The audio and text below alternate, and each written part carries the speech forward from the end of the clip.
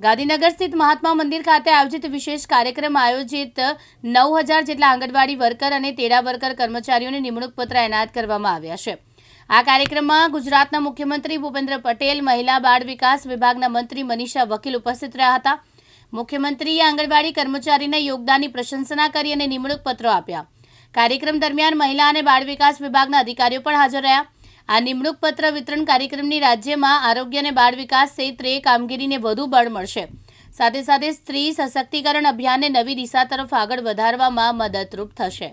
હું વઢવાણ ઘટક 1 માં વઢવાણ નંબર 24 આંગણવાડી કાર્યકર તરીકે મારી નિમણૂક થઈ છે।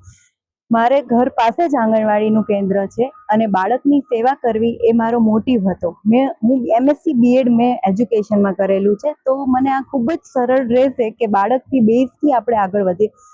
હું મારા મમ્મી પપ્પા, મારા ભાઈ, મારા સાસુ સસરા, મારા હસબન્ડને ખૂબ જ ધન્યવાદ કરવા માંગુ છું કે જેને મને આ આગળ વધવાની તક આપી, અને પ્લસ ગુજરાત સરકાર અને મહિલા અને બાળ વિકાસ વિભાગનો ખૂબ ખૂબ આભાર કે જે આ મને તકમાં પસંદગી કરી છે। અને ઓનલાઈન ભરતી જે EHRMS માં થાય છે તે ખૂબ જ સરળ, પારદર્શકતા અને ઝડપી છે, જે અમને આ તક આવવા માટે આગળ વધારી રહી છે। Thank you.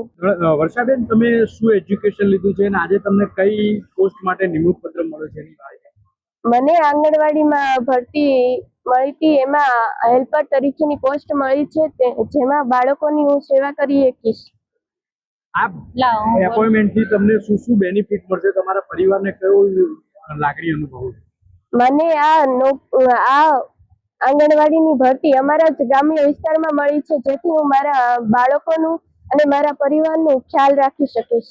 અવકાશ બારોટ, દિવ્યાંગ ન્યૂઝ, ગાંધીનગર।